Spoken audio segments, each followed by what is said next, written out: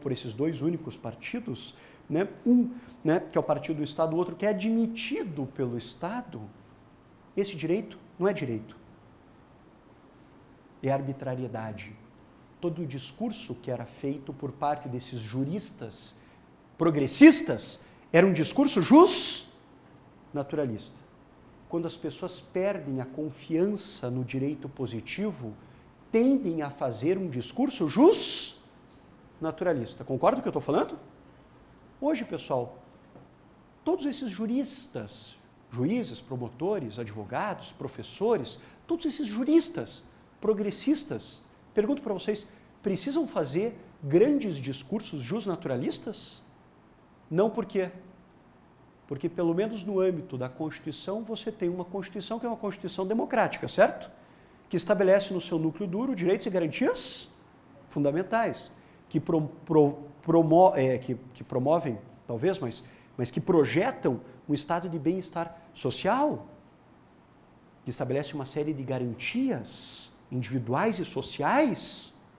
Ou seja, muito daquilo que era requisitado lá por um discurso justnaturalista, hoje está no direito positivo. Está entendendo? A confiança ou a desconfiança do direito positivo caminha ao lado, né, da desconfiança ou da confiança do direito natural. O que eu estou querendo dizer com isso?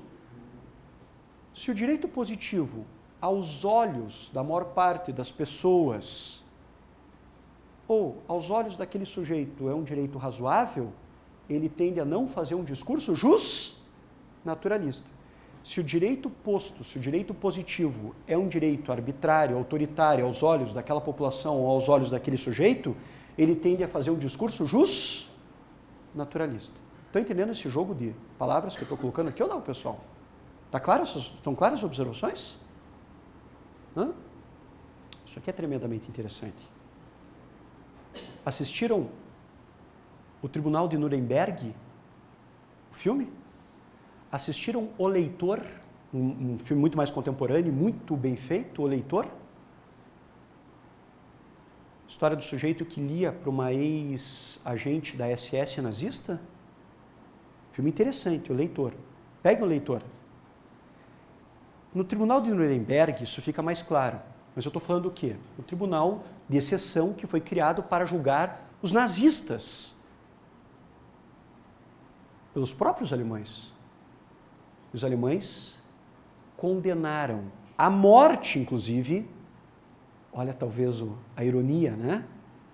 À morte condenaram-os. Muitos oficiais da SS, muitas autoridades, né, da Alemanha nazista, os próprios alemães fizeram isso.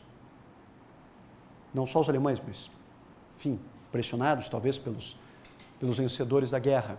Mas, de qualquer forma, no Tribunal de Nuremberg, muita gente foi condenada. Qual que era a defesa dos oficiais? Qual que era a defesa daquelas pessoas que participaram do nazismo? Qual que era a defesa dessas pessoas?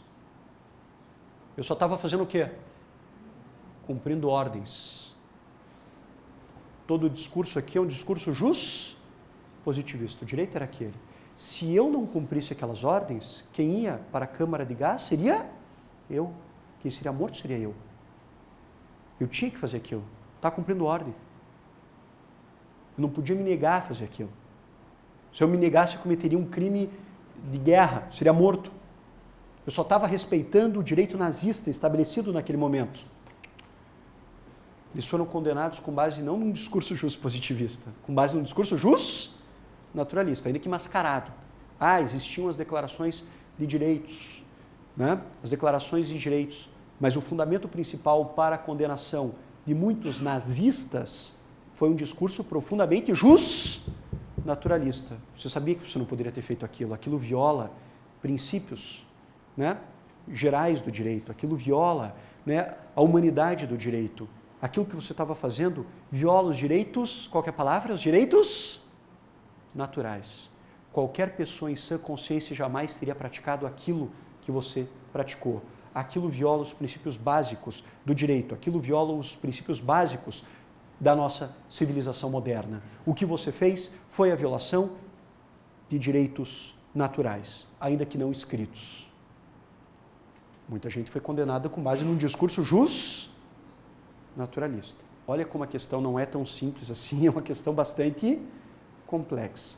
Não é só, eu gosto do justpositivismo, não gosto do justnaturalismo, eu gosto do justnaturalismo, não gosto do justpositivismo. A questão é bastante complexa. Todo discurso pré-revolucionário francês, antes da Revolução Francesa, era um discurso profundamente justnaturalista. Essa sociedade da desigualdade é uma sociedade injusta. Essa sociedade da hierarquia é uma sociedade injusta. Essa sociedade do status é uma sociedade injusta. Nós temos que mudar isso. O direito natural é o direito da igualdade. O direito natural é o direito, todos são a cabeça, não partes de uma estrutura maior. O direito natural é o direito da liberdade. Todo discurso foi um discurso pré-revolucionário, especialmente na França, profundamente justnaturalista. Quando os burgueses assumem o poder na França e começa o processo de codificação, esse discurso justnaturalista se converte num discurso profundamente justpositivista. Não. Agora o direito é o quê? O direito é o quê? Não preciso buscar em preceitos universais. O direito é aqui, ó. Aliás, esses preceitos universais foram escritos aqui. O direito é só o quê? Direito do código. Direito estabelecido no código. O direito posto no código. É esse direito aqui, e ponto final. Não é à toa que na França, logo depois da Revolução Francesa, surge uma escola importantíssima do pensamento jurídico. Não sei se vocês lembram. Logo depois da codificação na França, surge uma escola do pensamento jurídico, né, que dominou o pensamento jurídico francês durante praticamente todo o século XIX, pelo menos durante até o terceiro quarto do século XIX. No final do século XIX, ele começa a perder um pouco, digamos, o seu prestígio, que é a chamada escola da exegese. Não sei se vocês lembram a escola da exegese. A escola da exegese, pessoal, tinha alguns, digamos assim, pressupostos, tinha alguns fundamentos básicos. Qual era, talvez, os grandes fundamentos básicos da escola da exegese? O direito é produzido pelo quê? Pelo legislador. O direito é produzido pelo legislador. O juiz não cria direito, o juiz apenas aplica o direito. O juiz não cria direito, ele apenas, olha a palavra, declara o direito. Olha o que a escola da exegese está dizendo. O juiz não cria direito, o juiz apenas declara. Quem cria direito é o legislador. O direito é o direito produzido pelo Estado, pelo legislador do Estado, representando os interesses do povo. Né? Isso era o discurso da escola da exegese. Mas o direito é o direito produzido pelo legislador. A fonte principal de direito, portanto, qual era? A fonte principal de direito era a lei. Praticamente fonte única, exclusiva, até se admitir os costumes, desde que autorizado por lei. Eu admito costumes, desde que autorizado por lei. A fonte por excelência de direito no medievo, que era o costume, os usos, as práticas, foi abolido. Eu admito costume, desde que autorizado por lei. E o costume não pode ser contra legem.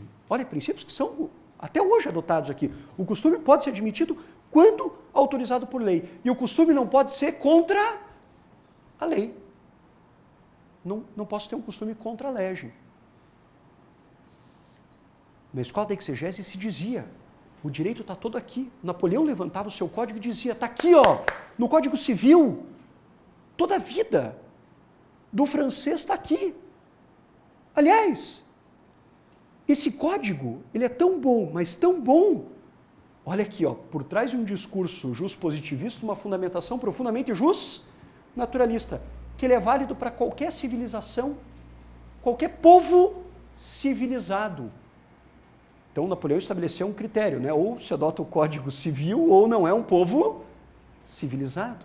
Nós fomos um povo não civilizado até 1916, mais de 100 anos após a promulgação e a entrada em vigor do Código Civil francês de 1804.